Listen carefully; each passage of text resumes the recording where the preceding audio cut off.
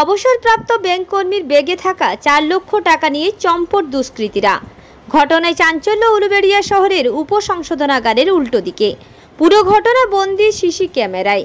অবসরপ্রাপ্ত ব্যাংক কর্মী বিমল কুমার কুইলার দাবি, উলুবেড়িয়ার একটি রাষ্ট্রায়ত্ত ব্যাংক থেকে দিদির চিকিৎসার জন্য 4 লাখ টাকা তোলেন তিনি।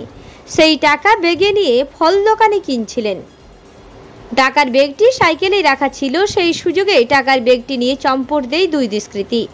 অবসরপ্রাপ্ত ব্যাংক কর্মীর দাবি, সম্ভবত তাকে ফলো করা হচ্ছিল, তারপরই এই ঘটনা রীতিমতো চাঞ্চল্য ছড়িয়েছে উলুবেড়িয়া থানা দ্বারস্থ অবসরপ্রাপ্ত ব্যাংক কর্মীকে। তবে এখনো অধরা দুষ্কৃতীরা। ফলো করছিল, পূর্বাপর সব কিছু জেনে আমার মনে হচ্ছে ব্যাংক থেকে ফলো করছিল। ওই সময় ব্যাংক থেকে বেরিয়ে কোথায় যাচ্ছিলেন? ব্যাংক থেকে বেরিয়ে টাকাটা রিসিভ করার পর আপডেট করেছি। পাসবুক আপডেশনের পর ওই সাইকেলটা লকটা খুলে দেখি সামনের চাকা ফ্রন্ট এটা লিকেজ আছে। সেটা নিয়ে আমি ওই সাইকেল রিপেয়ারিং শপে যাই। সেখানে ওটা আমি সংক্ষেপে বলি, সারিয়ে দেওয়ার পর আমি একটু ফল কিনে ফলের দোকানে যাই। ফলের সাইকেলটা রেখে ওই তারপরেই নিয়ে ব্যাগটা সাইকেল হ্যান্ডেলেই ছিল। কত টাকা ছিল? 4 লাখ টাকা।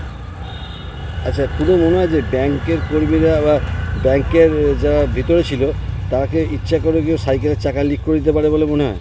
সেটা আমি আপনাকে কি ফলো করছিল? আমি কিছু বুঝতে পারিনি ব্যাপারটা। এখন সব কিছু মনে হচ্ছে অবশ্যই ফলো করছিল, কিন্তু সেই সিকোয়েন্সিয়াল আমি কোনো এভিডেন্স বা কোনো স্টেটমেন্ট দিতে পারবো না। যখন ব্যাংক থেকে বেরোন কিছু বুঝতে পেরেছিলেন যে কেউ ফলো করছে পিছন দিক থেকে? না, আমি লক্ষ্য করিনি, করতে পারে, কিন্তু সেটা আমি ওই সময় কি ঘটনাটা ঘটেছে যখন ফলের দোকানে ঢোকেন? হ্যাঁ, ওই সময় কি ঘটনা ঘটেছে আমার হঠাৎ মনে হলো আমার হাতে ব্যাগ নেই, ফিরে দেখি সাইকেলের হ্যান্ডেলেও ব্যাগ নেই। তখন ফলওয়ালাকে বলছি, দেখো আমার একে ব্যাগ নিয়ে চলে গেল। তখন কয়েকজন বলছে চারদিকে না আপনার ব্যাগ ছিল না। তারা কিন্তু কনভিন্সে থাকতে পারে, কেন অযাচিতভাবে এই সাহায্য করাটাকে আমি ভালো মনে করি না, কিন্তু আমি তাদের লোকেট করতে এই মুহূর্তে পারবো না।